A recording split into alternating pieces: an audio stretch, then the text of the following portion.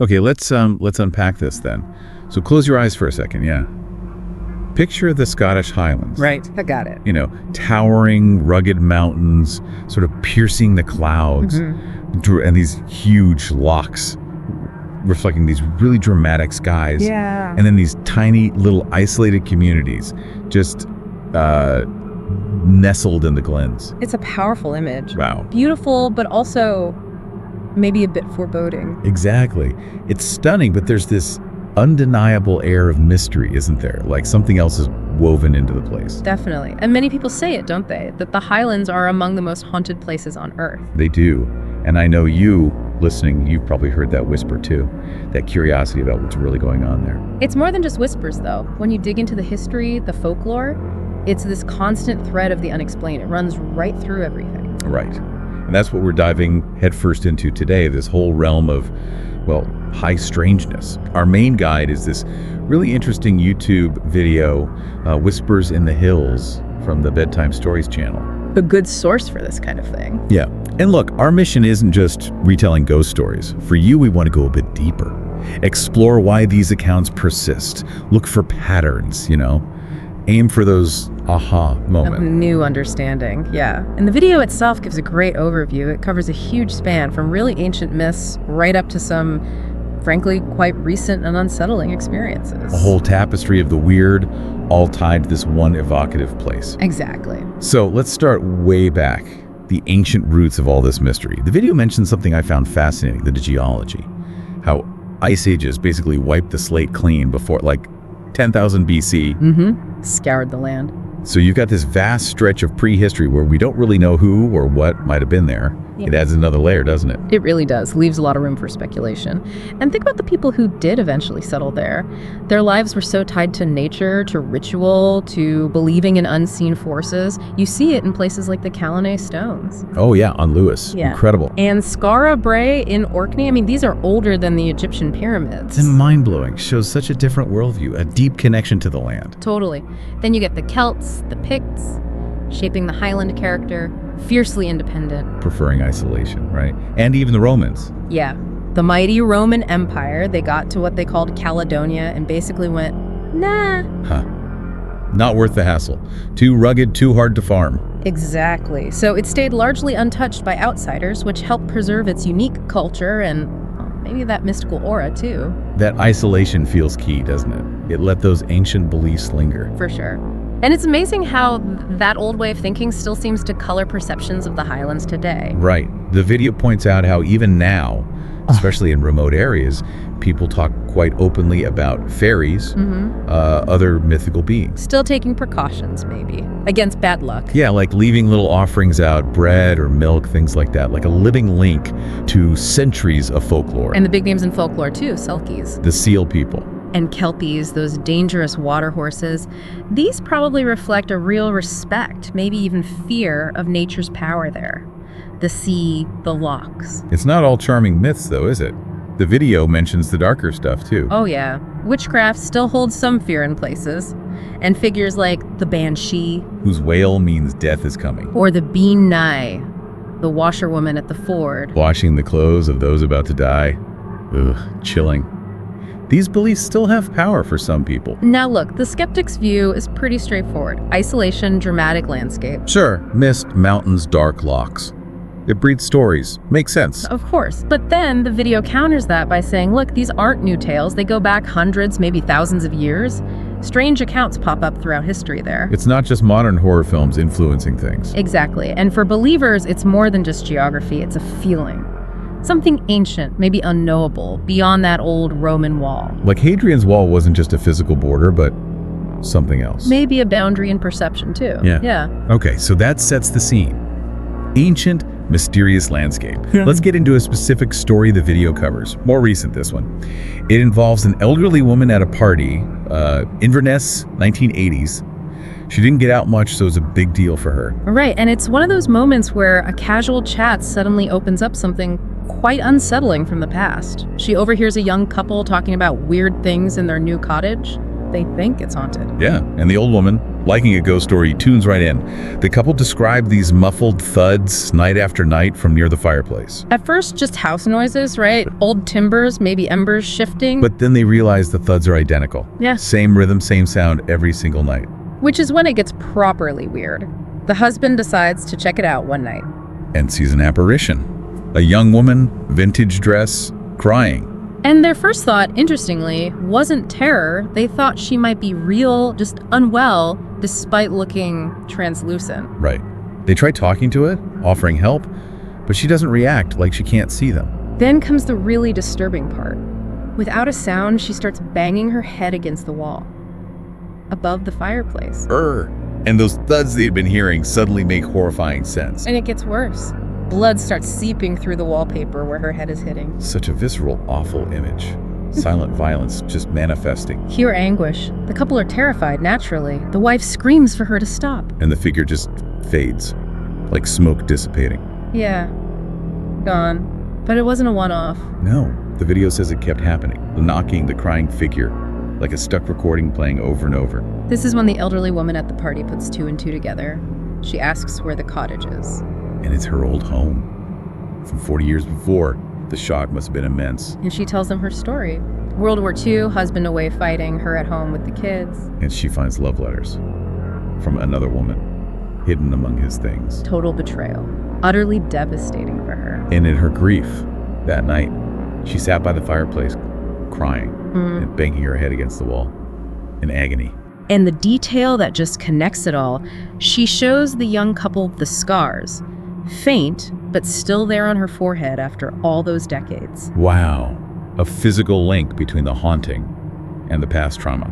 Which brings us to that idea of residual haunting. Or the stone tapes phenomenon, as the video calls it. Yeah, the theory that intense emotion trauma can somehow imprint itself onto a place, like an energetic recording. And under certain conditions, it just replays. Yeah. For people who are maybe sensitive to it. So in this case, the idea is the mother's intense pain got embedded in the cottage fabric. It's not a conscious ghost, just an echo replaying. The real kicker here, the thing to think about, is how could that young couple see that specific event, something that happened before they were likely even born? It really makes you question how memory and place and maybe even time interact, doesn't it? Yeah, it blurs the lines. Is it psychological? Is it paranormal? Where does one end and the other begin? It's a powerful example of the past maybe lingering, not as a ghost, but as an echo of feeling. Okay, let's change location now. Head over to the Isle of Skye. Ugh, Skye. Stunning place. Again, history, folklore, but also that feeling, that mysterious energy the video mentions. Yeah, people report weird things there. Lost time, strange urges. Yeah. Like the place itself has a pull. It definitely has that reputation where the veil feels thin, you know, the landscape, the history, it all adds to it. And the video brings up something quite specific and modern that happened there, 1930s to the 60s. The wee black car. Not an ancient legend, this one. People saw this relatively recently. And what makes it so odd is how many sightings there were. Over 3 decades. Locals, visitors. All seeing this old-fashioned black car speeding on Skye's narrow roads. And what would happen? People would pull over, right? Yeah, Slow in a crash. Yeah, but then the car would just vanish. Yeah. Go around a bend, over a hill, poof, gone. No trace. Apparently by the 50s, it was almost expected. A local curiosity. Skeptics, of course, said Fogg, winding roads. The car just went out of sight. Standard stuff. But the crucial bit the video points out, nobody on Skye owned a car like that. Right, so it wasn't just some local driving badly. And then there's John McTavish's account, a ferry worker. He didn't believe the stories at first. Total skeptic. Until 1962, driving to work early morning. Sees this old black car in his mirror, and it's gaining on him fast, even though he's already pushing it on those coastal roads. As it passes him, he sees 2 shapes inside. Just dark shadows, no features. Then he watches it go around the next bend. And it doesn't just disappear from view, it fades. Fades into nothing. Can you imagine? Seeing that would shake your skepticism pretty hard. But it gets sadder. A few weeks later, a 1934 Austin arrives for his ferry. The exact same model McTavish saw. Yeah. A woman driving, nervous about the ramp. A local minister helping her. And then, tragedy, the car lurches forward, goes across the deck. Straight into the water. The woman and a child with her. They both drowned. Awful. And here's the really strange part, the epilogue to all those sightings. After that accident, the wee black car, never seen again on Skye. Gone. Just stopped. So the video floats this idea. A premonition, an omen, that the sightings were somehow foreshadowing that specific accident. The timing is, well, it's hard to ignore. The sighting stopping right after the tragedy, involving that exact model of car. Hundreds of sightings over decades. Then the accident, then silence. It pushes past coincidence, doesn't it? It really does. Yeah. Very hard to explain away. You said. Definitely one of the stranger ones. Okay, one last area the video takes us. Southeast of Glasgow. Woods between East Kilbride and High Blantyre. Right. An area that used to have grand estates, castles, lots of ruins now, and its own brand of weirdness. Particularly stuff involving time, lost time, distorted time. Temporal anomalies, you might say. The video gives two really striking examples, decades apart. First, Scott Campbell, late 1960s, cycling in the woods. And he sees this stunning mansion, like a castle crossed with a Victorian house, really distinctive octagonal tower. He stops, looks at it for ages, taking in the details, then cycles back an hour later. And it's gone, completely vanished, no sign it was ever there. But here's the bit that gets you. He describes it to friends. And one of them recognizes the description. Shows him a painting of Calderwood Castle. Which had been demolished in 1951, nearly 20 years before Campbell saw it. And Campbell says, that's it, that's exactly what I saw. Think about that. Seeing a demolished castle perfectly, having never seen a picture of it. How? It's a total mind bender. It really is. And then there's a much more recent story from Reddit, user named Rose. Right, she's in woods south of Glasgow doing a survey, plants, animals, normal morning. Makes a call around 9 a.m., arranges to meet a friend at 12:30 p.m. Everything seems ordinary. Walks on, gets to a place called a hermitage around, she thinks, 9:30 a.m., takes some photos. After maybe half an hour, the sky darkens really fast. Looks like a storm's coming, so she decides to head back. But things feel off. The wind gets colder, skies are super dark, but no rain. And she feels disoriented, even though she knows the woods. By the time she gets back to the hermitage, it's pitch black. She checks her phone. And it's 8:30 p.m. Yes. Over 10 hours have just disappeared. 10 hours gone. Phone's full of missed calls from her worried friend. But, and this is the crucial bit, the photo she took earlier on her digital camera. The timestamps are correct. Around 10 a.m., just like she remembered taking them. So the camera recorded the correct time, but she experienced something else entirely. 10 hours vanished for her. This is what people call a time slip, right? The idea that time itself might get warped in certain places. The video suggests Campbell maybe saw a glimpse of the past, Calderwood Castle as it was. And for Rose, maybe she walked into a similar distortion, stepped years back perhaps without knowing because there were no modern clues in that part of the wood. While back in her time, those 10 hours just ticked by normally. It's wild. Of course, skeptics will say misremembering. Maybe she hit her head, a dissociative episode. Sure. But the video asks, why do so many similar stories cluster in specific areas? It points to something unusual happening there. A pattern that's hard to dismiss just like that. So pulling back, what are the bigger theories trying to explain all this Highland strangeness? Well, the video mentions investigators, even some theoretical physicists, questioning linear time. The idea that past, present, future might all coexist somehow.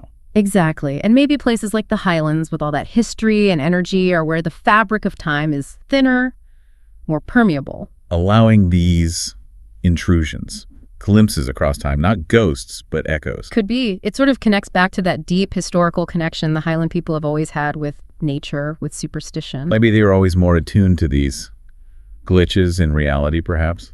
It's possible, but as the video notes, these theories might not fully capture what people who live there feel.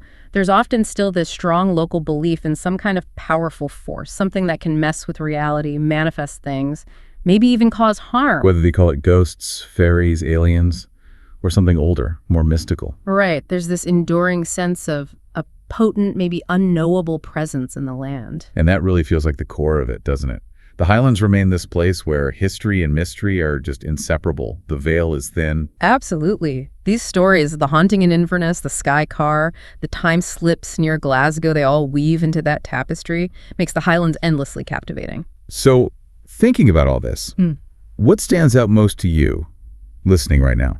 Which story, which idea feels most resonant or most unsettling? Does any explanation, ring true? Residual energy, omens, time slips. It makes you wonder, doesn't it? Could these tales, whatever their origin, folklore, psychology, something else entirely, actually be glimpses into parts of reality we just don't get yet? Are the whispers in the hills echoes of the past, shadows of the future, or something else? That's the thought to ponder. Something far more mysterious, challenging how we see everything. Keep exploring the Highlands. Keep exploring the unexplained. There's always more just beneath the surface.